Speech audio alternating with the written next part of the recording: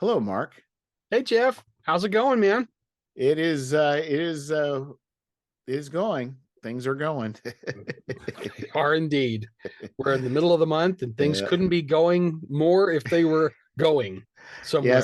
today my typical day is work, come home, take a nap, eat, just put in an art order, reviewed another art order, and now we're podcasting. So I spent the last 4 days teaching myself how to use Premiere Pro to do the most basic of cutting and editing jobs, and then fighting with YouTube to actually accept my meager content.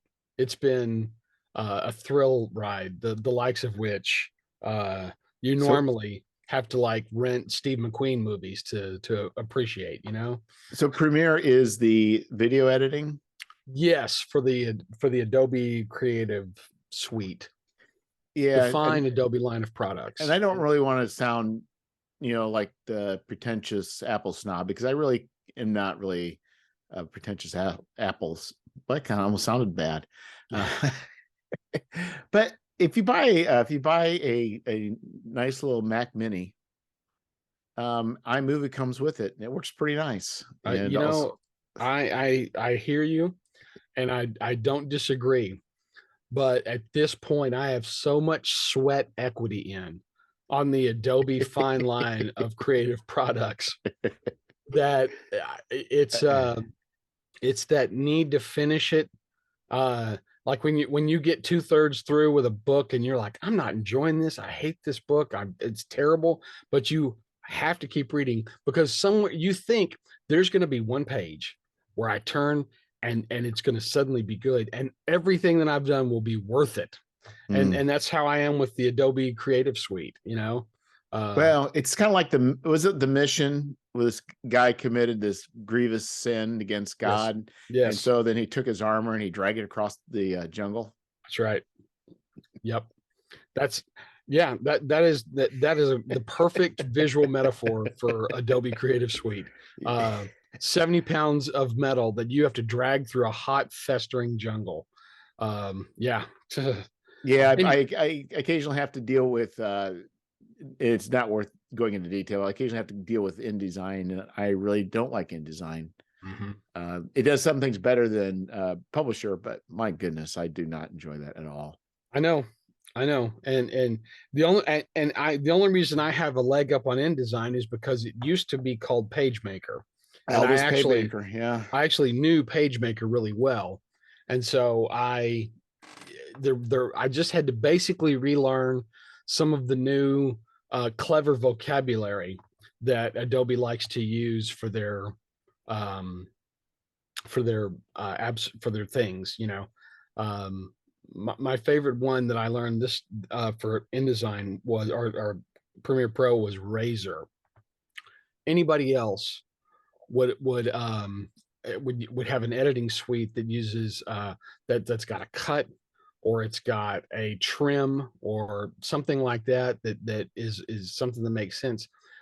And the razor blade, I get what you're doing there because razor blade is how we cut film. But But when's the last time anybody's cut film with razor blades? I mean, I've done it because I'm over 50, but Yeah. who knows? Yeah, it's anyways. Uh, we're here now, and that's all that matters. Yes, it is. And you and I both have Kickstarters. I think I've got 6 or 5 or not many more days to go. I think you still have a little bit longer.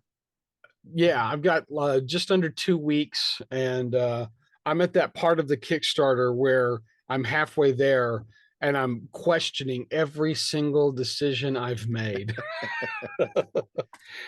But I just did an update. The reason why I was doing all the Premiere stuff was that I posted a playtest session that I ran last year with Bill Willingham and Bill Williams and Brad Tomte. They play tested in my campaign along with some other people as well. But I got a great blurb from Jack Herman as well. But I edited all four of those it's one session. I cut it into 4 manageable chunks. And so if you like watching live play, this is a really good example of a polite society game, how it comes together. There's me putting best practices in. At one point, Bill says, "Now, do I need to roll for that cast?" And I'm like, "We're not going to roll for that." Yeah. So it's exactly everything that I'm talking about in the zine. So it's a really good example, and I've updated the page to show it. So anyways, if you haven't looked at it yet, or if you're curious, that's there right now. No, And if very you good. haven't checked out Jeff's zine, you really should. Yeah.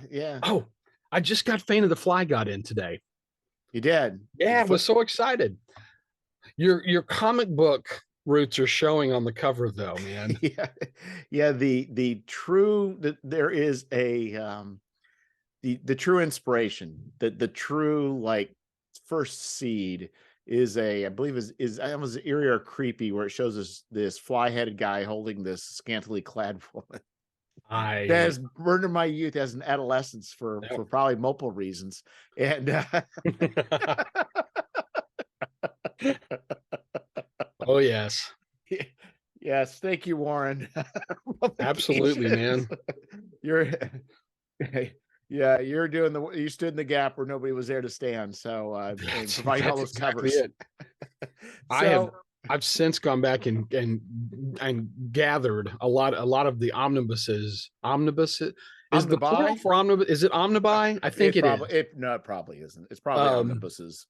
I've grabbed several of those from the black and white era, both the Warren and the Curtis era stuff.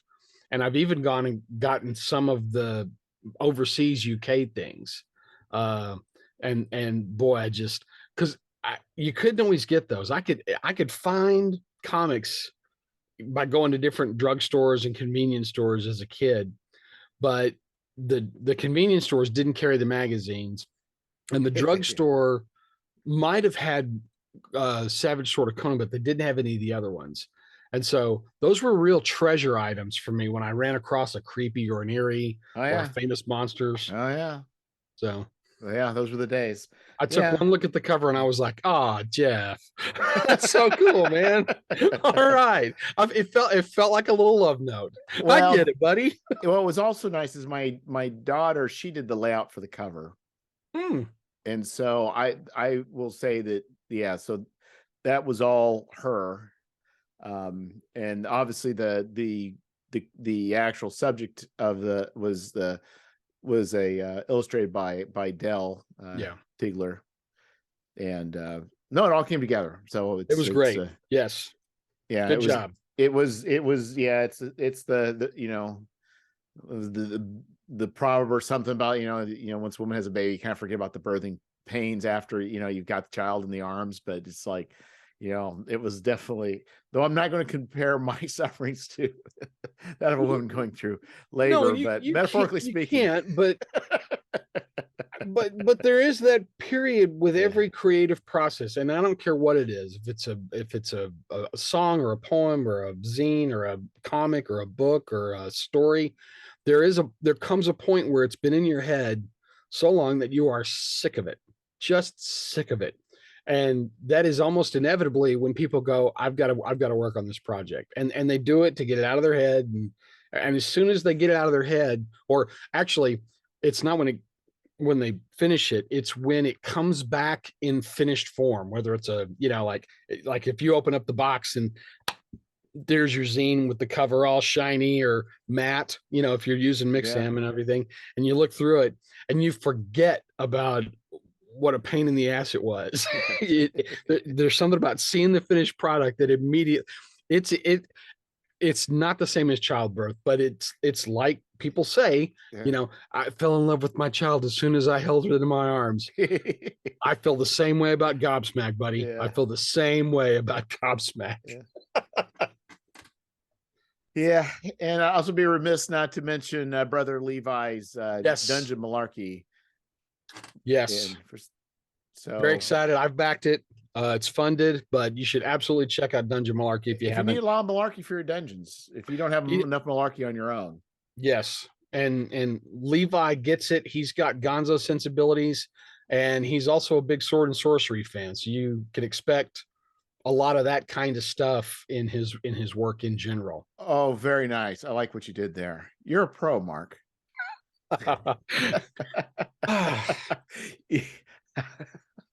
So wait. The subject tonight is, as you can tell from the title of the episode, even though I haven't titled this episode yet, we're going to talk about sword and sorcery. Yes. Throw the horns up, guys. Yeah, I'm still metal. impressed. I'm still impressed with that. What do you call that? It's not a bridge. What is the transition? It's a, what do you call that? Where you state something that's going to bridge over to flip over to the next subject. Oh, yeah, it's just a transition. Yeah. So yeah, a segue. I need to take notes. I should have been taking notes. So, I'm just excited that I'm finally gonna get to flex my Robert E. Howard muscle. I'm stoked about this. This is gonna be cool, man. I'm not going to ask which muscle that is. It's not the one you think. It's not the one you think. Okay. So yeah, we've all both going through a number of things, both good and bad. I'll say bad. I'm not going sort of bad, but rather than just talk more about business, let's talk about something fun that yes, we both enjoy. But I think I'm a long time fan of it, but I think I don't think I've reflected a whole lot. So I think what I'd like to do is just kind of explore it through your thoughts on sword and sorcery. So, like, I guess, what would you define as sword and sorcery? Right. Like, what are the elements? We'll say, what are the elements it should have, or maybe even must have? This is going to come down extremely Howardian for reasons which will be very apparent. I think you need certain elements in place. You need a quasi-historical setting. It can be and that setting should be, I'm going to use this word, and then I'm going to explain it. It should be Gothic. In other words, the world should be old. Okay. It shouldn't wear white makeup and black fingernails. When I say Gothic, I mean Gothic in the traditional sense of the word, which is having an overall feeling of antiquity, Oh, like the Goths and Visgoths, you're not going back that as far. in, yes, exactly. In Black Colossus, Shivadas the thief is breaking into the tomb to awaken the sundered one, and that tomb is old when he's there. And of course, we're reading about Shivadas ostensibly 12 to 14 1,000 years in the past, our past. So there's a sense of antiquity and a sense of the unknowable to go with it. I think you need low or unreliable magic, or dangerous magic. There should be magic with a cost associated to it. And I think you need protagonists that are they can be exemplary versions of who they are, but they are not supernatural themselves. They are, we have to relate to them as real people. Yeah, it's like, because like Conan, he would get knocked out. Right. He would get exhausted. He would, I think, even be afraid. He would run. Yeah. He knew when to cut and run. Yeah. He knew when to hold him. He knew when to fold him. He knew when to walk away, and he knew when to run.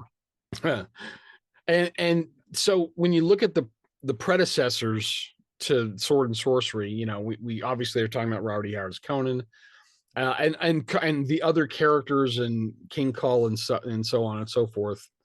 We're talking about Fafhrd and Grey Mouser, who are normal people who have to deal with extraordinary things, imposing their will on them. We're talking about Elric, who, requires, medicine just to function.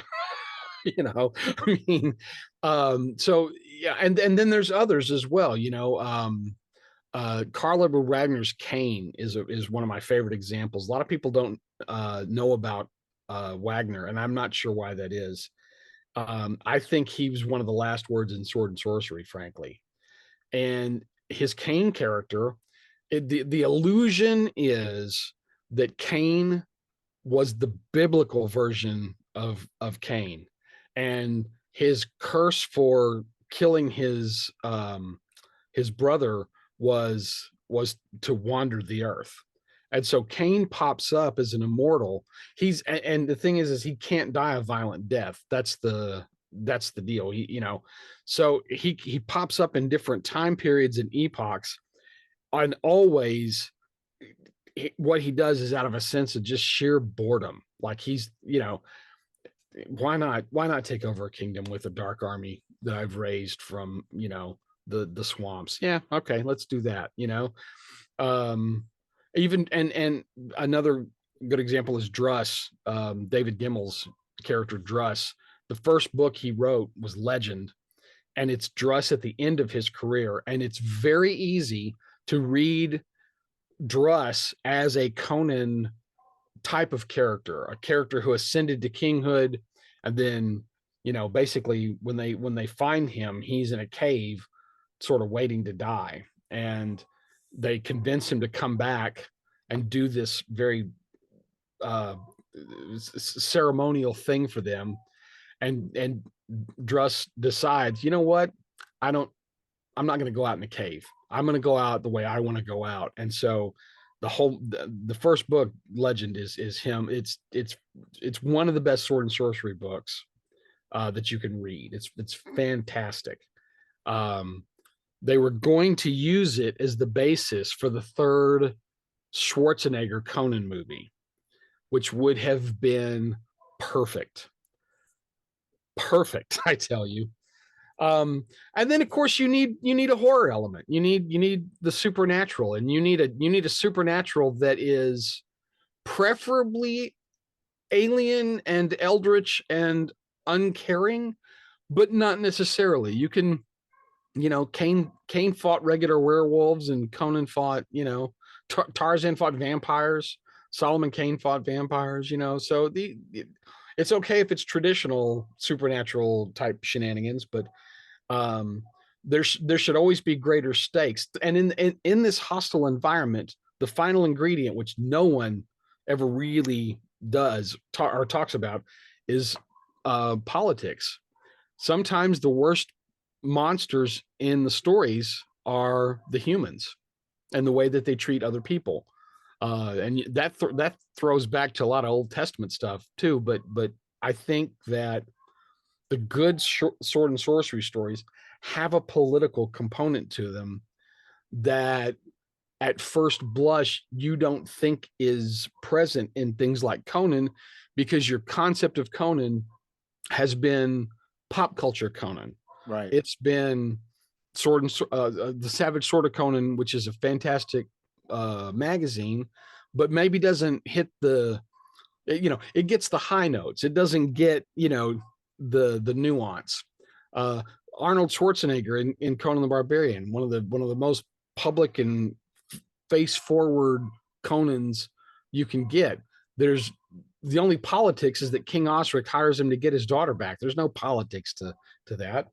And so I think having some of that in there, that's part of the mix. And then after that, it's just a question of ratios, right? To what extent are all of these things going to be present in a given thing? It also seems to me, not that I've been widely read, but it seems like even with Conan, that there were other things going on outside of like what he was doing. Like there was a whole world and activities, maybe wars in the background, but I mean, it was not just in, sometimes he engaged in those things, or sometimes they affect him in some way, but it seems yeah. There's a point, kind of, I want to say it's not quite at the halfway mark, because he takes a break in the Conan stories to catch, so that Weird Tales can catch up and maybe pay him some money, and he goes and writes some other stuff and then comes back. But there's a point in the series where we go from reading Conan over his shoulder, right, as we watch him struggle with civilization as a thief, and we watch him navigate, the waters as a pirate or a mercenary. And then there's a point at which Conan walks into the room and they go, "Oh God, it's Conan," because now they've heard of him. He becomes not only somebody that takes up the room with who he is, his own legend, but he also becomes, well, he's always been, actually, even from the get-go, an agent of change, right? He's the catalyst for why things happen. And so yeah, there's more than one Conan story. There's several that are deeply politically layered with why they're doing what they're doing and how Conan just messed it up. Right. Or how they want Conan to go do a thing and he says, "Nah, you guys are terrible. I'm going to do something else." Yeah. And some of the one of my favorite ones, sometimes it's just editorializing. It's Howard waxing poetic on, what he feels about carpetbaggers. You could in the Scarlet Citadel, they capture the King Conan and kick him off his throne and give him a chance to sign everything over, and he absolutely lays into them while captured about how they're useless. They're living off of basically the deeds that their fathers did and better. And he ends the whole little diatribe with, "Free my hands. I don't need a sword. I'll varnish this floor with your brains." And they go, "Okay, into the dungeon. He's not going to be any help." So yeah, I think the actual Conan stories, not the comics, although the early comics did have it, but the Robert E. Howard source material is a lot more nuanced and has more layers and depth than a lot of people think. And that's the sort of the curse of the pop culture. It's like reading pop culture. It's like reading Tarzan and then watching Johnny Weissmuller. You watch Johnny Weissmuller and basically be a Neanderthal, and then you read the first Tarzan story and he speaks French and integrates back into society, and man, yeah, pop culture is rough. It only wants the thumbnail sketch, whether we're talking about Dracula or Sherlock Holmes or Conan. I think it all works out in the end. I mean, even with Stephen King and various others, it's just like there's a certain amount of obviously they make it for the masses, but it's always there to draw people into the source material if they want. Yeah, we hope. Yeah, I mean, I like to think. Well, I know that the comics have done that over the years, and I'm very proud of Dark Horse and the new Marvel for including introductions in the collections, and Kurt Busiek and later Tim Truman were both very kind to ask them to let me write afterwards, talking about the actual fiction and stuff. And I have met people over the years that said I got into the books because I was reading the stuff that you wrote. I had no idea that he was friends with H.P. Lovecraft or whatever. And so that's been really gratifying to know that, maybe not everybody, but yeah, you hope that the pop culture leads you back to the source. I know being over 50, it did for me. I don't know if the younger generations have done that. Yeah, it's kind of interesting because you may be right. It's hard to say because there's been video games. Yeah, I don't know. And YouTube videos. You can get the history of Captain America in an 8-minute video by a guy, standing, on a set and going, "You guys, I had no idea he was this cool. Did you know he was invented in 1940?" Yes, yes, doofus, I did know that because, yeah, you know, that's the take of it now. I knew I was old the day I was having a conversation with my staff about Raiders of the Lost Ark, and I turned to one of them and I said, "Now, Tori, you've seen Raiders of the Lost Ark, haven't you?" And she said, "Wait, that's that classic movie, right?" And I said, "I'm going to ignore the fact that you used classic as if it was old, but yes, it's that classic movie." And she said, "I've seen clips." Oh God, Yeah. clips. Why do you watch a clip of anything and go, "Wow, this was a fantastic movie," on my phone? Yeah, I think a lot of old movies, some hold up still, some don't. And then definitely the pacing. I think the same thing with comic books. It's like the pacing sensibilities have changed too. They have. They've gotten faster, but and I like the fact there is a renaissance sort of taking place right now. Let's not call it a renaissance. That's ambitious. Let's call it a movement. There is a group of authors right now who are uh, doing what they're calling new sword and sorcery, and it's an attempt to get back to basics. So is that this? Okay, not to. So, I can see what other people that are friends of mine that I've linked to on Kickstarter have liked. Yeah. Is this tied to? There's a recent magazine that's coming out, and I was going to ask you about that. There's a couple of magazines coming back out. Sword and Sorcery is kind of on an uptick right now. I'm real excited. Scott Oden is an author friend of mine that's done a lot of work. His big one was Men of Bronze. Fantastic book. Howard Andrew Jones is another one. He's the co-editor on Tales from a Magician's Skull. So that's interesting because I've picked up Tales of Magician's Skull. It's 2 issues due to a humble bundle, right? But I find that we talk about what defines sword and sorcery. One, I had to stop because in the beginning he goes to visit this magician's apprentice, and he's bringing somebody talking about wands to know how many charges there and it's like I'm done. Yeah. But there's others. It's like, this is amazing. This is amazing. This is exactly what I'm looking for. Yep. But occasionally there's stuff that's just like, this feels like a D&D adventure. It just doesn't.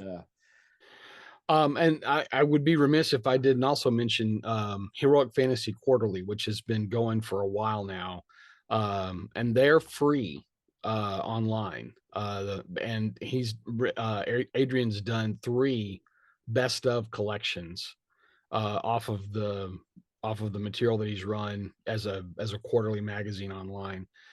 And for a while, he and Doug Dre on Weird Book were the only guys kind of holding the fort down. But Jonathan Mayberry has picked up Weird Tales, and the first issue that he did was the Sword and Sorcery issue, and Milton J. Davis is doing Sword and Soul right now. He's kind of picked up. You said Sword and Soul? Sword and Soul, yeah. Charles Saunders, the guy that wrote the Amaro stories. And that's another thing I just want to ask you about. Go ahead. He wrote them as a response basically to sort of the let's call it, I'm going to call it institutional racism in Howard's and others' works. He loved Sword and Sorcery and loved the imagination and didn't necessarily see himself in those stories. And Howard was working with concepts that are now widely discredited, but he was basically coming at things from an anthropological, archaeological point of view. He was trying to use theosophy to sort of, Oh, infused with theosophy. Boy, if you're going yeah, to. yeah.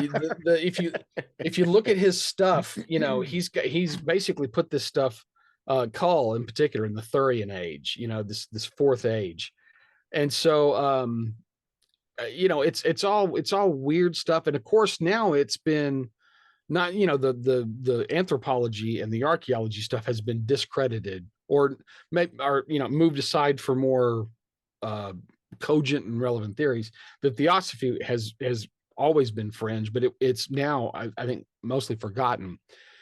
So when L. Sprague de Camp says, Howard built his world with careless haste, he's talking out of his ass, and has no idea what he's talking about because he never bothered to pay any attention to it. But nevertheless, Charles Saunders wrote Afrocentric Yeah. sword and sorcery stories. And Milton J. Davis has sort of picked up that standard and has carried on that tradition. And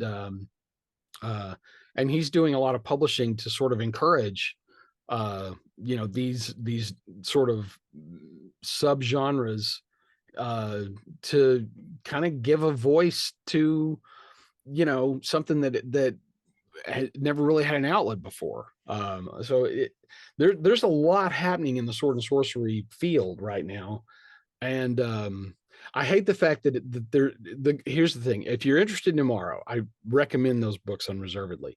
There's not currently an edition in print, but before Charles passed away a few years ago, all of his stuff came back out in print, and so you can find used copies of Imaro pretty easily right now, and they're not that expensive. So So uh, like for the background, like what was the structure for, it seems like with Conan, it was a series of, the not yeah, Rome or not Scythia or not, whatever. It's just like they're all parallels with like almost every classic Western civilization at its peak, right, all existing at the same time.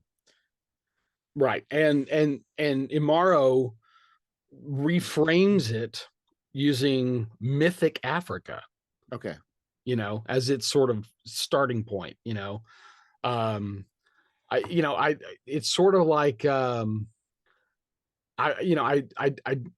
don't want to say Wakanda out loud because it's sort of, it takes you in a different place thanks to the movies. But this notion, that Africa has civilizations as well, is something that maybe not a lot of long-haired, dope-smoking hippies in the 70s who were reading Michael Moorcock knew about. Right. And so that was where Saunders sort of came from with that. And a great author. These have move, and they're really good. They're well done. Um, they're a, yeah. I mean, there's a lot of old sword and sorcery still out there, but there really is only a handful of it that is sort of worth chasing down.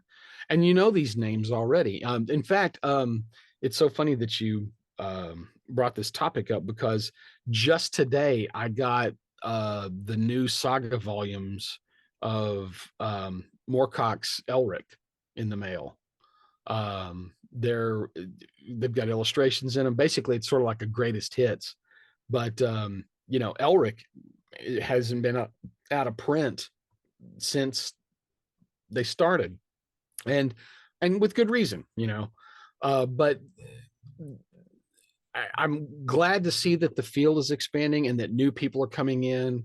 I'm excited. Howard Andrew Jones is really good. His He's a Harold Lamb scholar. Harold Lamb was one of Howard's influences. He wrote primarily an adventure magazine, and Lamb wrote historical fiction, really kind of in the same time periods that Howard really liked. He had a number of different series that he ran. And a few years back, Bison, which is, I think, University of Utah Press, I want to say, it's an imprint. Bison Books put out an 8-volume series of Harold Lamb books, and Howard Jones was the series editor on all of those. And so he put them together, put them in order, grouped them by theme, and they are just wonderful reading. I have to take breaks in between them, because it's a lot, Right. but they're great. And he's doing really good stuff. I think he's doing stuff that sort of fits on the sort of Fritz Leiber spectrum, sort of things, stylistically. And, And and that's something I've never delved into, the Lankmar stuff. dude, oh my, I think you'd really like it. Well, see, I don't know why my reading has gone down like considerably over the last couple of decades, but I still don't know why my youth, there was never an intersection there. I don't know Yeah. why. The ones that I first read it was a 6-volume series, Swords and Deviltry, Swords and Ice Magic. They had Jeff Jones covers, not you, the other I one. know. And they looked like all of the other sword and sorcery things at the time. They if you go find the old copies, they're very distinctive. They all had sort of a uniform trade dress, and I just loved them. Especially because Ken Kelly was doing a bunch of covers. Jeff Jones had been doing covers for fiction titles, fantasy and science fiction and sword and sorcery, for all through the 70s and 80s. And so for me, at the bookstore, going, I've got all the Conans, what now? Those stuck out like a sore thumb. And so, and then of course, I was using Appendix N like a checklist, right? And he's on there, depend on both appendices, whichever one you want to refer to. So, yeah, they were great. I'm a big fan. It's a primary element for all the stuff I've been working on for all this time. It's town-based adventures. And so do they just keep the same? I'd say, I know they're not going to use the Hyborian that Borea that Howard used, but I guess the question is, are they still following that same line, or is the background, are they trying to do different things with it, or is that really not a? Are you talking about sword and sorcery in general, or? No, well, you're naming a bunch of artists or artists. Been dealing with artists. No, dealing with writers. Do they? I know that, like, with obviously with some Conan stories, the location, even though you may kind of know it's not as important as other times, or maybe more important, but he was definitely building up a world. Yes. I'm sure these other people are too, but is their world still, like you mentioned, the wasn't Amago, how'd you pronounce it? Amaro, yeah. Amaro, you're saying, was more Afrocentric, drawing on African lore and history, and through that lens. I guess some of these other sword and sorcery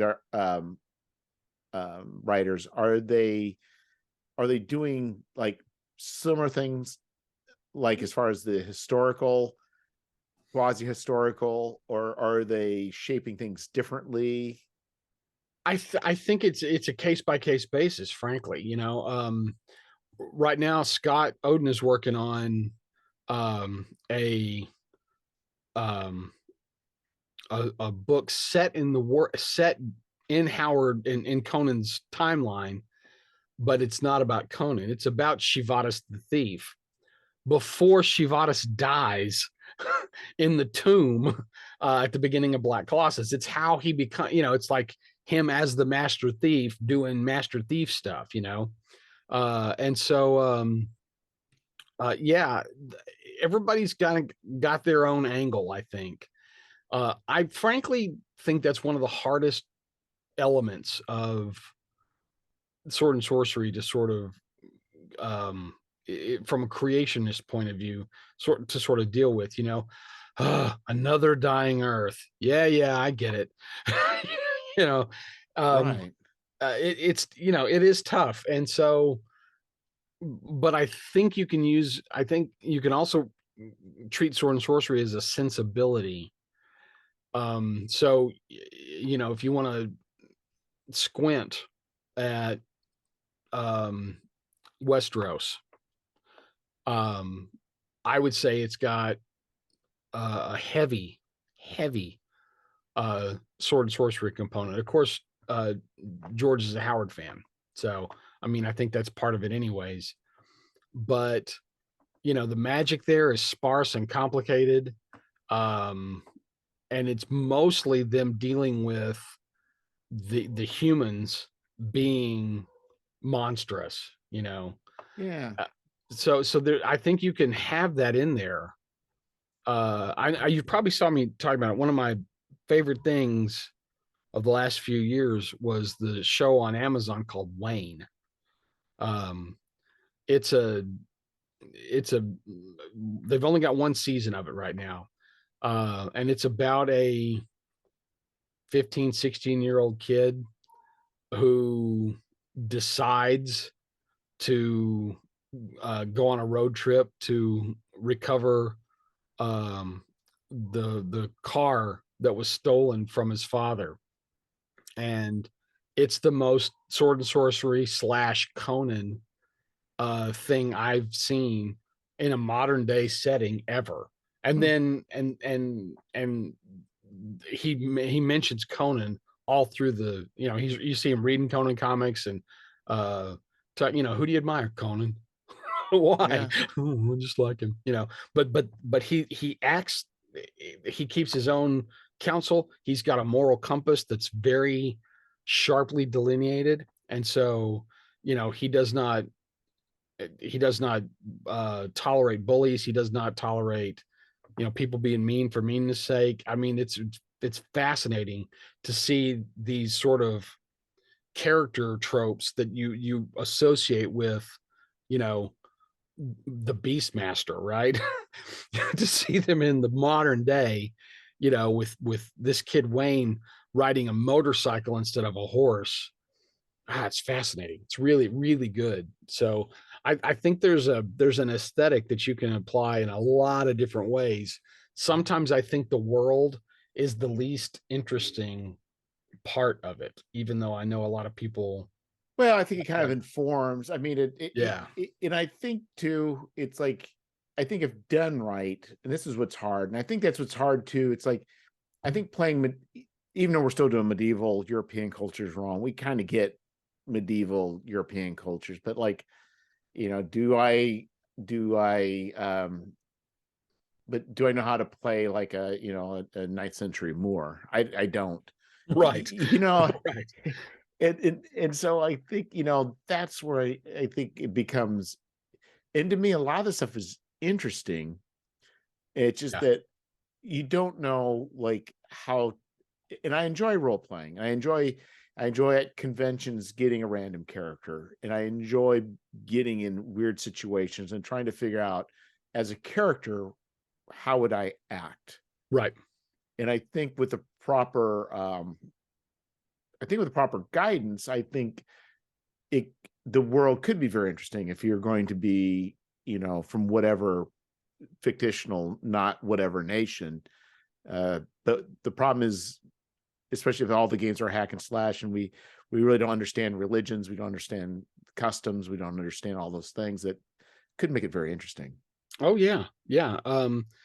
I think if you go back to sort of like really old D&D, pre-cleric, you get more sword and sorcery out of that, just in terms of like sensibilities, like the Blackmore stuff. um in gaming, gaming is an interesting it's neither fish nor fowl, because even though, and I know there's probably some 25-year-olds who would disagree with this, the roots of gaming are books. I mean, as soon as they figured out, hey, we could do the Battle of Helm's Deep with these Napoleonic skirmish rules, you know, Right. they didn't have anything else to pull from. So it was all Tolkien and Howard and, all that stuff. But when you game, there's some conceits in play that you sort of have to sort of hand wave, overlook. One of them being is that, sword and sorcery is typically 1 to 2 people, protagonists, against vast forces greater than them, whether it's an army or a tentacle thingy or the kingdom of Sklar, or whatever it is. It's usually it's usually one lone antagonist, or two antagonists versus that. Well, in gaming, you sometimes have a group of 6 people. Right. Exactly.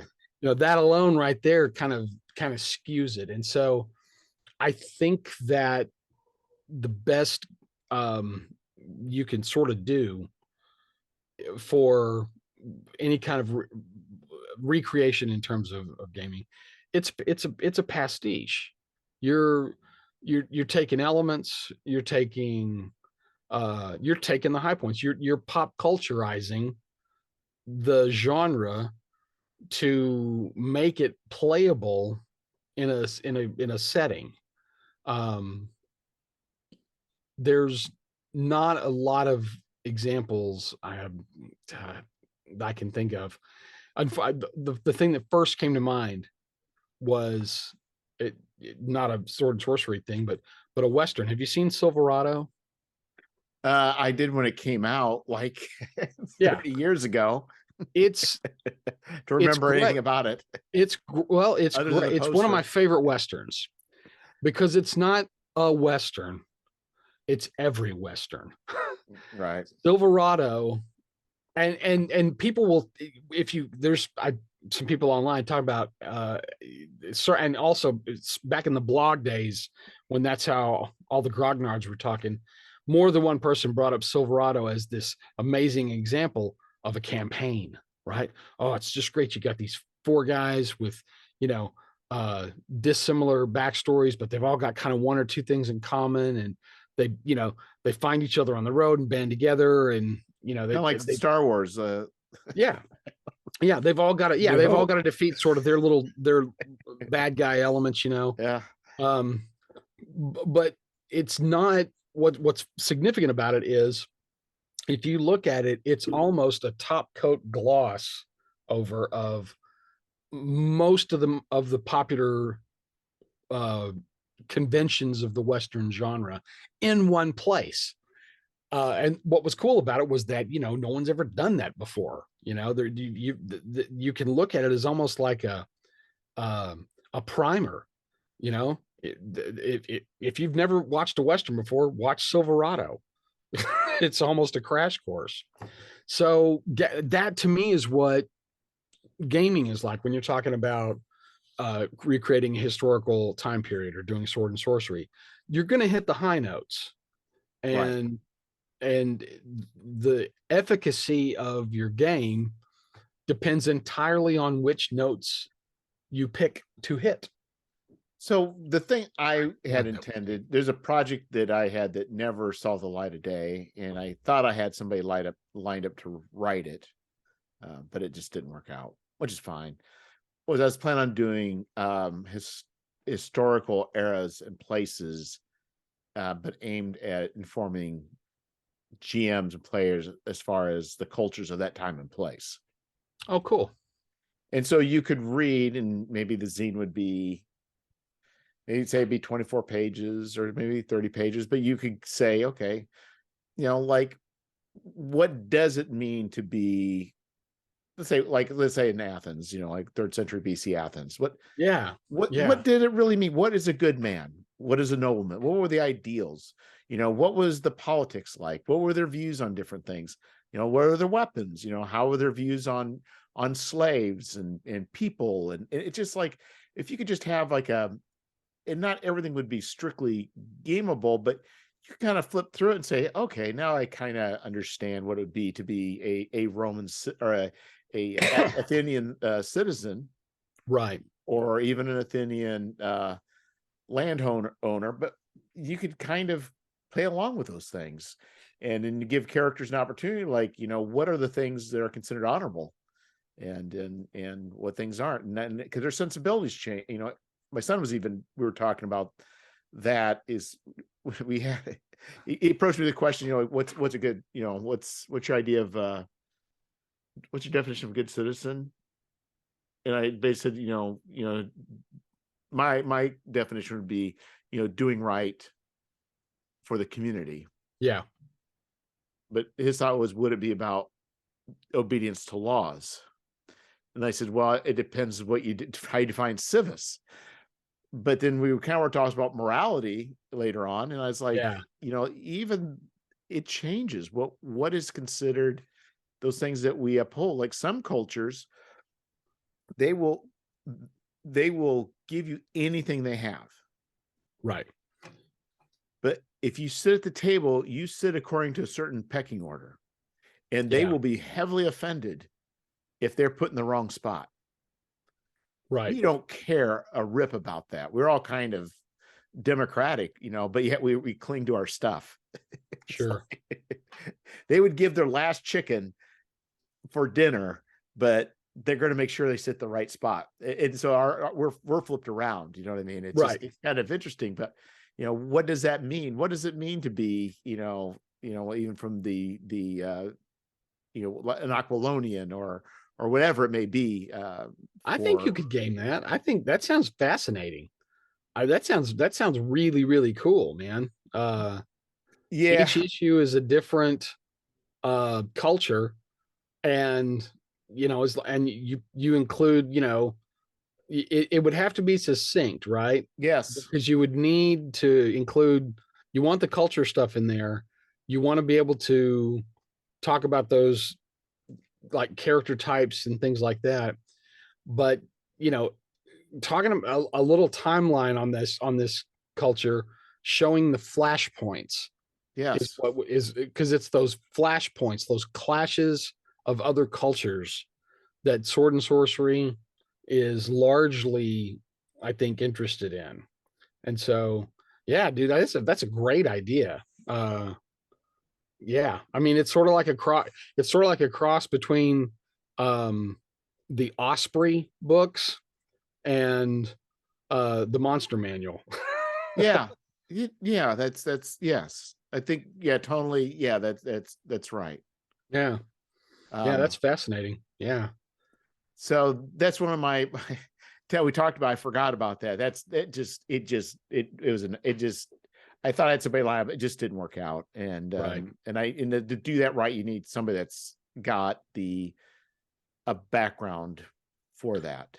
Or someone willing to research, someone willing to do the legwork to look up the things that you want them to highlight in your, Like a college librarian that was on my last episode. Yes. Well, Jess and I are old friends, and you have to know his brain, he ain't like the rest of us. And I mean that in the nicest of ways. However erudite you think I am, I shut up when Jess is in the room, because he's always, there was a thing in a Russian pulp I read from the turn of the century about, and he goes into this little mini essay about like what he found, and it's just like, you've got to be joking. And Jess just holds that stuff in his head. He just keeps it in there like a giant collective. I honestly think he's got more brain than he has forehead. I think his brain is squished, and if his brain, it's like a TARDIS. yes, his brain is so much bigger on the inside. It's it goes into another dimension. It really does. His skull's like a bag of level. holding. It holds an immense amount of brains. I was so excited for his Viking game. I don't think it's going to hit its goal. It's not. But but I love what he came up with, and that's kind of what we're talking about here. It's all the new research, and not even new. I'm going to call it recent. But it's stripped of all the pop culture Viking stuff. Yeah. Yeah. We, Yeah. we So a little of that would go a long way, and you could do it in a way I think that's respectful, but also accurate, right? I yeah, mean, because I think the thing too, it's like even with this stuff is like women's roles. You could say traditionally this is how it was. This is one way you can get around it, or you can just ignore it altogether. yeah, and that was back in the day, back when we rode dinosaurs to the comic shop Yeah. both ways. That playing Call of Cthulhu, we did that. Yeah. I had women and I had people of color in my pulp games, and the way we handled it was, we're just not going to handle it. We're here to have fun. We're not here Yeah, to do it. yeah. But if This isn't a some historical simulation. You're here but to if crack somebody heads. wanted to, if you said, yeah, if you want to do Harlem Unbound, you say, yeah, no, I really want to explore that. If You that can had do been that. available back in the day, I would have leapt at it. That would Yeah. have been so cool. I would have loved to do something like that. Yeah. And I think in some ways, if the table's wanting to, I think role-playing games are very much a good way of teach. Like, I can imagine playing Call of Cthulhu with a person of color running the GM, and you're playing characters of color, in the middle of Chicago. I mean, Yeah. that could be an education. It's like, Yeah, I don't think anything should be off limits at the table, but I think it requires a deft hand to sort of know what you can introduce and how. right. No, you exactly. One is you don't want to. It's one thing to play certain types of characters. It's another thing to play them in a way that's disrespectful. Right. And so it's, but I think though the idea is sometimes by playing, like for instance, I mentioned before, I played an African American in a Villains and Vigilantes game in in at GameholeCon, Cool. and we got transported back by a a Dralosite from Star Frontiers, became cosmically aware, who sent who had sent who had sent uh, Al Capone to Russia as an experiment, who got radicalized and came back and was superpowered. And we were there to stop. This guy's genius. I laugh so hard. But as we're going through this game, I'm like, he's going through the virtues of communism and the man and all. I'm thinking like my character from like the 80s, Right. African American, being transported back in the 20s or 30s, I should say. And then the idea is like, I started thinking like, why would I not? I mean, why? I had to like force myself to play along, because I'm like, yeah, we should be tearing down society. It's like, Right. Yeah, yeah. I would dare say it would be nearly impossible to find a way to be sympathetic to those outmoded ways of thinking. you yeah, know um I mean, I have run Nazis before, but I've run you run Nazis like cartoon Nazis. They're evil because they're Nazis, right? It's not, yeah, I'm not interested in the nuances of your position, no, Goebbels. yeah, let's exactly. let's just have you exist for Captain America to hit. Oh, But right, right. And I so think, yeah, and I think there's definitely opportunities for us to play and to learn. And I don't think there's anything wrong with that at all. no, no, no, that's the and and you can, again, I think you can educate people about stuff like that. um Well, I think even just the attempt to play somebody different, doesn't matter what the different is. oh, But right. you can kind of start to think, and I think that's where the value is if you say, I'm in this person in this position, how would I feel and how would I think? I think allows us to be more empathetic towards people in those. I had a friend of mine who, whenever they played superhero games, always, without fail or exception, played a female superhero. Always played a woman. Nobody cared. You know, the first time it came up, they were like, "Are you sure?" Yeah, yeah. Here, check her out. She's really cool. Okay. And then after that, it was just the thing that he did. You Yeah. know, um, so yeah, I don't think. And again, we're talking about a table where everybody knows each other, and you can look everybody in the face and know who those people are. That's, I think, important. And I think that's where the industry has sort of come up with a lot of these tools and things in the last, decade and a half because play has spilled out of living rooms and basements, and now it's in game stores and it's at conventions, and you never get a say with who you're playing at that in those circumstances.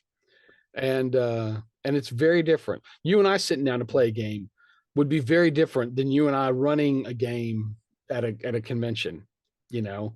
Well, and Uh I think though the thing too, and I realized is somebody was explaining a situation um, that had to deal with a death of a person, right. and I think it was not, and there's nothing like basically suicide by hanging, Yeah.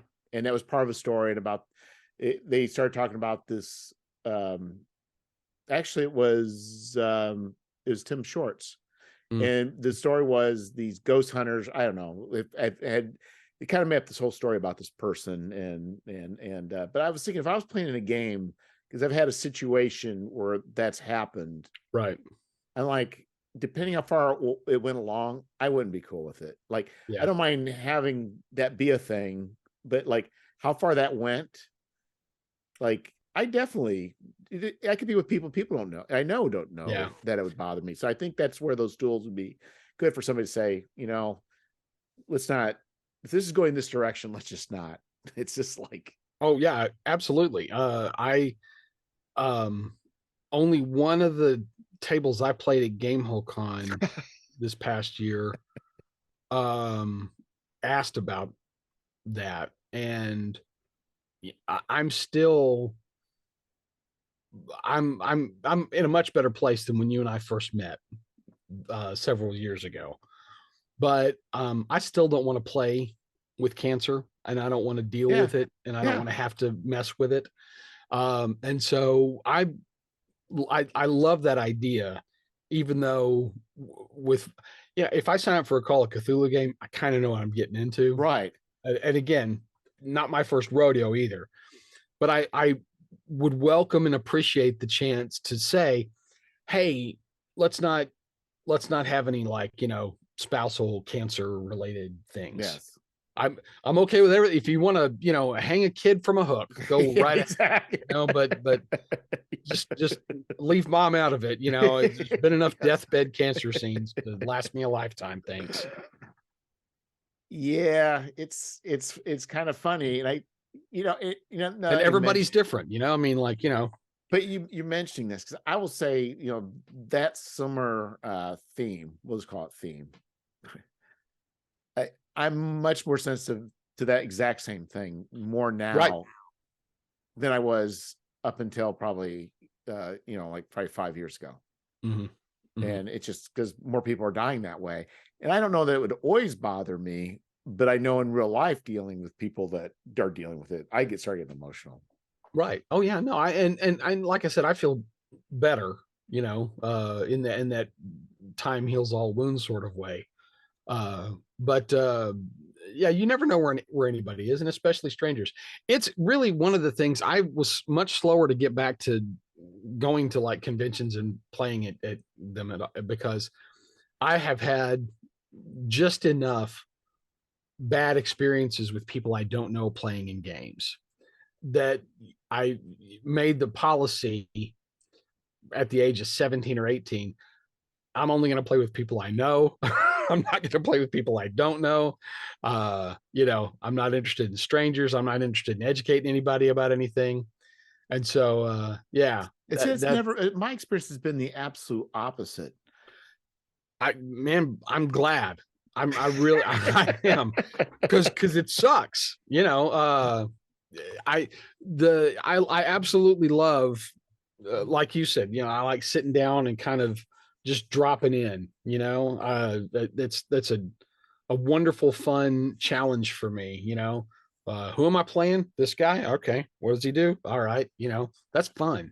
But as much, if it's very different than if I were running the game, and me running the game and having to put up with somebody can be, Oh, you know, or even one of my, I've got a horror story. We don't need to go into gamer horror stories, but I just, yeah, there was enough that I had to make a policy. I had enough bad experiences that I had to come up with, okay, here are my rules for this, and this is why I don't do X, Y, or Z. well, there was a game old con where we were playing in a Vietnam situation, and there was one older guy that looked like he was getting close to the crossing the edge of like, this is getting weird and inappropriate. Yeah. But he held back and stopped. And then I was listening to Hobbs talk about this guy who's just a terrible person, was doing all these things. And I had a picture of this guy. I said, was it this guy? He's like, yes. Oh man, Yeah, it's like, yeah, that guy. I'll never forget that guy. that guy. But he never he didn't cross the line, but I don't know what stopped him for our game. But I think spending 4 hours skating right next to that line is just as bad.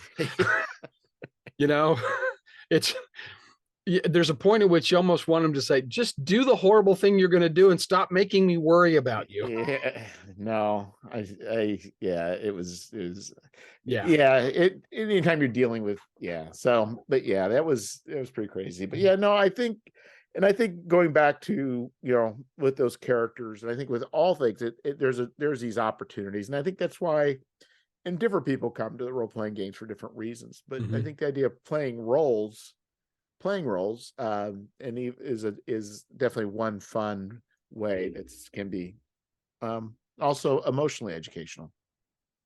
Right. Yeah. And Yeah. so oh, go ahead. Oh, it's, I like stepping out of what I would normally play or, do. I know that's not everybody. And as I've gotten older, I've actually gotten more comfortable with being out of my personal comfort zone. If you were running me in RuneQuest, I'd make the same character I almost always make. But there's something about sitting down for a one shot or being at a convention or, trying to do something else that, yeah, it's fascinating and I love it. But most players need some guidelines, at least with regards to how the world works and interaction. And one of the takeaways with pop culture Conan and other elements of sword and sorcery is, if I don't like something, I'll just run it through with my sword, or at least that's what it appears to be. And so, if you watch the Sword and the Sorcerer or Beastmaster, it really is just like a series of people trying to get Dar to do something, and Dar sicking an animal on him and then throwing that weird Kappa axe doohickey until he gets to Rip Torn, and that's sort of all he was trying to do. You need more than that when you're gaming, especially for a campaign. And so I that's why I think your idea there of like this gazetteer of historical sort of environments is kind of a perfect product for. I don't know how many players would want it, but I know game masters would eat it up, because you Right. can, the idea would be, ostensibly you could take the book on Assyrian culture and you could take the book on Aztec culture, and you could go, all right, what does this do to make a world? How can I I can borrow from this and this and build a unique setting that's neither one of these things, but sort of hopefully greater than the sum of its parts. That's the thing too. It's like, what is like religion look like, and what does piety look like? Right. Yeah, that's a tough one. It's actually it's not. I think you've got a bigger hurdle trying to convince a gamer that he can't play a cleric than you do uh setting up a world where the gods don't listen or healing spells are not available. Of course, you're going to have means for them to get hit points back. You know, whether it's a mechanic of if you'll just sit down and rest for a day, you get a hit point back, or if you eat a meal and sleep for 8 hours, you get to roll a d4, or go to the apothecary and drink a potion and it tastes like ass, but now you get a d8 back. So that's really the mechanic of what the cleric class does. And so if healing is off the table, you do have to decide what role religion plays and whether or not it's going to be a means of control or if it's going to be something honorable. And in Conan's world, there were priests, but they were just as I think they were modeled more closely on the rabbis in the Old Testament. Right. They consulted their books, they argued in the square, they lit incense, they did their sacrifices, and presumably something happened. you know but I think for gamers who are used to clerics tossing cure light wounds around and light and banishing undead, that's become a, sort of an expected thing, and if you take it away, then that's what it feels like to gamers.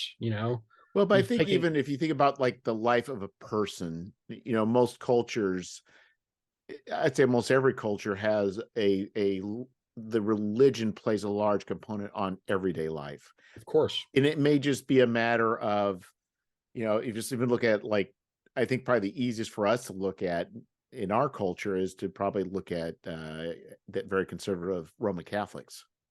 Right. Right. The crossing, the doing the different things, or even like say with Muslims, where the washing of hands and the spitting.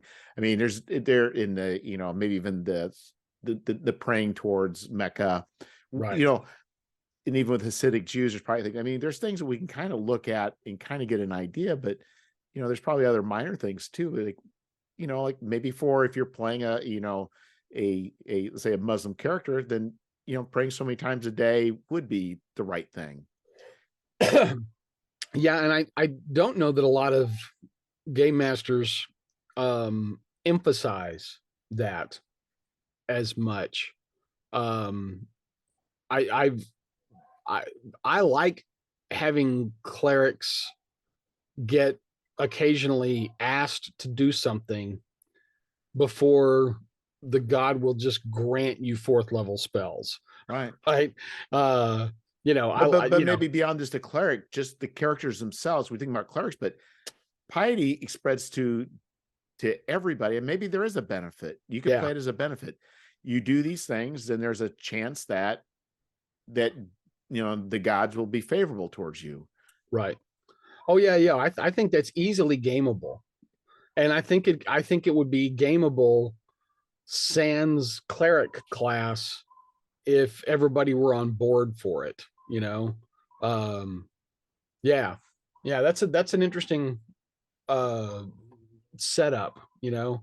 Because what you would have to do is you would have to treat what people believed as being the way the world worked. That's right. So that's right. If the world works that it's miasma that makes you sick, and your humors are off, and you got to cut your arm and bleed yourself, that's it. That's how the world works. You want to cure disease, you're gonna have to lose a hit point of hit points, right? by bleeding yourself. Because that's what I'm saying is you kind of got to look at that world as like not only what they believe, but that's how the world really works. Yeah, yeah. You take it at face value, and then suddenly, yeah. No, I think that'd be great. I think that's interesting as hell. That'd be a fun thing to play, frankly. So maybe I'll dust off that now that I know a college librarian that may that I can throw clams at that. You got to be careful about Jess, because if you're not, because he will absolutely go nuts on that. Some of it he could probably already write out of his head already. Like, for example, the Vikings. Yeah, exactly. He's got some stuff. Yeah. So I guess the other thing, kind of was trying to keep this short, but of course I know I couldn't. Well, at least I thought I could, but I just deluded myself. I guess the question I would have for you is for sword and sorcery. Yeah. What are I think too much magic, I think, is one way of breaking it. Yes. So what other areas do you think that are boundaries that if it crosses over, it ceases to be sword and sorcery? Okay. Um, I think that I think you want to I think you don't want civilizations in ascension. I don't Well, but that's a problem. I guess in a snapshot of time, it's either neither going up or no going down. But you're saying as a background, nothing's growing. right, right. Where it's either stayed the same, or it's stagnant, or it's in decline. Because there's a sense, there's this, I don't think you need happy. I think that's such a sad thing to say, but It's kind of like cyberpunk in a way. it is. It's very. Um, I think it's parallel to what you deal with in cyberpunk. It's yeah. It's not perpendicular, but rather it's a parallel stream. Um, you know, uh, Chaosium's Stormbringer, game, all of the magic was based on summoning demons and to get them to do stuff, which is out of the books. um I talked before about the cost of magic, and so I think you could even have technology. If you basically took magic and the corruption of magic, and then you graft that onto cyberpunk with technology, and how the more you fit, the more mechanical, and the more of your humanity you lose. Those those fit really well together, on the Venn diagram. That's basically one circle. uh, but I think you should still have a sense of wonder. I think you need stuff that's bigger than the player characters, whether it's forgotten um civilizations and ruins, technological advances that no one knows how they work anymore. So that's the other thing I was going to ask you too. What role could technology play? But so basically, I think if I want to say is technology is kind of, as long as it fits the same level as magic, it's probably not on the ascendancy. It's dark, it's mysterious, and when it shows up, it has weird effects. And if we're talking fantasy, right, proper, I would say that magic is there's a cost and everything, but I would say technology doesn't have the same cost as magic, but it's 10 times as expensive. So the only people who have guns are governments, because they can afford the metallurgists to manufacture the weapons, and alchemists to craft the gunpowder, So you're kind of almost getting, and it's been a while. I probably shouldn't be trying to make this comparison, but are you starting to kind of cross into like Hawkmoon territory? Yeah, well, yeah, totally. I mean, I think you could. I think that that's all an extension of what Moorcock was doing, anyways. You know. So would you say then, like Hawkmoon, you wouldn't say that Sword and Sorcery, would you? Would you say it's just adjacent, or I'd would say you it's say adjacent. Yeah. so? But you're saying like they're like they're two houses next to each other. They're not that Yes. far apart. No. And because he's still dealing with Eternal Champion, law versus chaos kind of stuff, which is, which runs through all of Mike's stuff.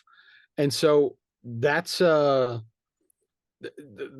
play that plays out absolutely on the same um stage as, you know half the Conan stories. Well, the thing is, we say Sword and Sorcery. In my mind, I started thinking about the definition. Can you have Sword and Sorcery without sorcery? And I think the answer, you can't. Yeah, Because no, normal I don't sword and think you sorcery. can. Yeah, That doesn't mean that sorcery has to be a part of every story. totally not. Absolutely. But um but then I think if science kind of fits that area where it has the feel of sorcery, mhm. I think then it makes more sense. Where it's Yeah, not just, where it is kind of weird and I think Dungeon Crawl Classics Lankmar setting, and TSR's Lankmar did this too. I think they all do, but I'll use DCC as the example because they've currently got. I think they've done a heroic job with that. Frankly, I think it's wonderful. They've got Tables of Corruption, which of course is part of DCC to begin with, but the idea that the magic has an effect on you. Um, that is straight out. I mean, cyber psychosis, right? right. They're identical. So Clark's axiom about at a certain level, technology is indistinguishable from magic. Well, you could kind of say that in reverse too, can't you? For sword and sorcery, magic is indistinguishable for technology. Well, even like with Lovecraft, I'm not read a lot of Lovecraft stuff, but I think even with the like the Migo, it's Mhm. like, brains in jars and weird machines, but it's not like like we would think technology. It's like stuff we really can't use, but it's not magic. It's portrayed as weird science, and it Right. is kind of horrifying and Yeah. strange, and it's never really something that's like people really are supposed to be dealing with. It's specifically in place to give you a sense of unease and creepiness, and it's supposed to freak you out. The idea that a human brain would live in this canister, and could be hooked up to a speaker. It's messed up. Yeah, it's It feels totally. both, the things, it feels so 1950s schlock, Oh, but yeah. also at the same time kind of like, ooh, that's not cool. Yeah, no, it's straight out of Weird Tales, coming straight out of Weird Tales, yeah, it absolutely is. It doesn't make any sense for us now to kind of think in those terms, but I mean, I can even tell you, when I was reading it as a kid, you know, I was already predisposed to sort of take all it, like I knew it was written in the 20s. I knew Yeah, the yeah. time period we were dealing with here. And so it was a little bit easier for me to sort of hop that fence and go, yeah, that's out there, man. uh so yeah, that But see, the and thing also is the but think notion about, that we don't know how the brain cylinders work, right, but you go back to Neuromancer. right? There was a character in here that was a consciousness that was in a box, Yep. and if they got through the heist, he gets to be erased. Yep. Yep. So it's the I same mean, thing. it's the same thing. Yeah. Yeah. There's really not much of a difference. And I think because both of them are ostensibly dystopian. Um, you those themes of entropy and decay and corruption are they don't have to be front and center, but they are present and should be present in those games. They certainly, it's a given, right? They put that up front in Cyberpunk, right? Any Cyberpunk games, like you know that you're going to die, right?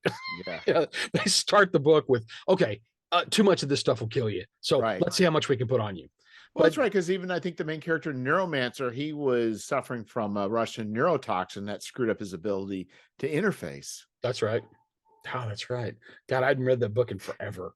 So I remember, because those little jugs of colored of sugary liquid you can buy at stores. They're shaped like a barrel, and they got a little full, and you pop the top and you drink them. Yeah. I had a friend from Neuromancer. He called it as Russian myotoxin. So that's why that stuck with me. Every time I see one of those drinking those, I think it's Russian myotoxin. That's great. Yeah, I think those are, and maybe that's a way to approach Sword and Sorcery. If you're not familiar with the authors, and you're curious about something like Forbidden Lands, or even DCC, which I think is strongly flavored, and their Lankmar campaign and their forthcoming Dying Earth campaign absolutely proves that's where they're leaning. Maybe you don't have the kind of on ramp that from fiction or watching movies or whatever, but I think Cyberpunk, it might be a much easier thing to grasp, and then just go, okay, now take all of that and drop it into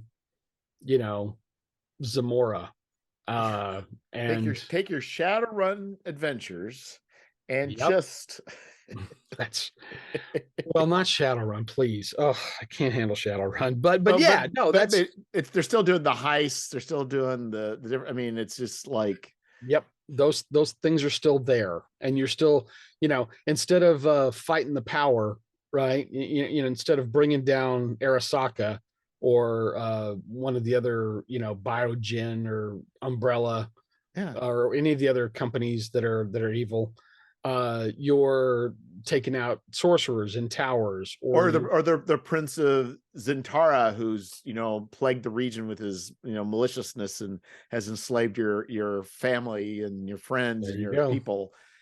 Yeah. I'll recommend again the book Legend by David Gemmell. It's fantastic. They literally hired Druss to ride out the banner and surrender to the invading army. The army's on their doorstep. They're coming. And they've got reinforcements, but they're not going to get here in time. And so to avoid the bloodshed, they decide to surrender, and to make themselves look good, they decide to use Druss because people would respect him. And he goes out, he's got his scroll with him, and he's got his famous axe, which is legendary all on its own. And he chops the emissary's head off and rides back to the keep and says, "We fight. Who's with me?" And everybody goes, "It is Druss." And so literally it becomes almost like an Alamo story. And with a better ending. Oh yeah, totally. He dies in a hail of he goes out. I mean, it's literally the death of the character, but it's really? It's fascinating. It's so good. It truly is an amazing, very well written thing. But it's a wonderful example of all the everybody's got something that they want, and you can look at how the generals are applying, they're trading on Druss's good name and legend, and Druss is Druss knows he holds a certain amount of power with the men who prior to the headlop were done. They were tired and Yeah. just beat. And he comes right, and it's clear that Gimel was a Howard fan because Druss gives some inspirational speeches that are very Conan-esque, so yeah, I think those themes are wonderful things to play with, and I think there's a lot of value in that. And everything that we're saying, it goes the other way too. You could have a Conan type character in a cyberpunk game. You could have, I mean, for an example of this, go watch Wayne on Amazon. There's 8 episodes, and they're not long either. It's a quick watch, I'll or check 10 that out. episodes. Yeah, it's fascinating. And if any of you watching this or listening to this are Robert E. Howard fans, or Conan fans, and you haven't watched Wayne, that's your homework. You have to watch Wayne before you do anything else. It will absolutely be worth your while. If So you were ever a Conan fan, trust me on this. So you've also mentioned a ton of books and works and series, and I also know that you also have various, like you're on Substack, and you've written many articles. Do you happen to have an article that you've written that kind of puts those together, or a series of articles? I don't. I probably should. That's a great idea. If you do, I will I will happily link to that. All right. Yeah, I the last one of these I kind of put together was the thing I did in Tools of the Trade, which was basically my version of Appendix N for heist games, or if you're doing that. But I almost sometimes I think it's not necessary because I look around at all of my peers who are 35 to 65, and I go, they all know who Conan is. And I forget that there's a lot of people 35 and under who probably don't know who Robert E. Howard Well, is. it's not even just those, but even the Imaro and various other ones you've Right. mentioned. There's a lot of different things like I think would definitely that what was strange was somebody else had a friend of mine, Wes, so I pronounce his name, Ascles, Ascles. So Wes Ascles. So I'm not sure I'm pronouncing his last name right, but he mentioned Imaro in passing to me, and then I think somebody else, or you might have mentioned Imaro. I heard it somewhere else within a short period of time, and I'm like, I might have listened to a podcast you were on. Yeah, Logar the Barbarian brought it up on Twitter the other day. Yeah, and I was just like, yeah, that's what it was, and I was like, that's weird. He was specifically asking for Sword and Soul. So something was going on in the zeitgeist. Yeah, totally. I don't know why Wes mentioned it. I kind of mentioned, I don't know why he specifically mentioned that to me in a chat. And then I saw that, and I'm like, I need to talk to Mark about that. So yeah, so I think there's a lot of different things that are good that we can. Jeff, there's an old Jewish expression that I live by. I live by a number of by things. Many Jewish expressions. I have many Jewish expressions that I live by, but this is one of them. If 3 people tell you you're drunk, go lie down. So exactly. Do with that what you will. Well, I probably ought to get going. I think my 1 hour episode is expanded out to an hour and a half, but it's just hard to condense it down with us, Mark. I know I don't think we've hit under an hour ever. No, we probably never will. I would. You're probably going to mention it anyways, but I'm going to go ahead and just say my biography of Robert E. Howard, Blood and Thunder: The Life and Art of Robert E. Howard, is on Amazon. It was nominated for a World Fantasy Award, and the current edition is published by the Robert E. Howard Foundation Press. So the money that you spend on the book goes to preserving Howard's works and legacy. And I haven't seen it yet, but I've made a deal. The book is being translated into Spanish, and that will come out this year as well. I'm that's very cool. excited about that. That it's gonna finally get translated into Spanish. That's long overdue. But if you want to know more about Robert E. Howard and the stuff that he wrote and the way that he wrote it, that's what the biography deals with, and it'll probably be the thing I'm best known for when all is said and done. Oh, it's not going to be about that radio drama about King Kong. As much as I would like it to be, no. I'll have you know that King Kong radio drama is high art, but it is. I hiked listening to it. Cool. I enjoyed it very much. So I'm so glad. So anyway, well, thanks again for coming on, Mark. And always a pleasure. Good luck Anytime, on your brother. Kickstarter.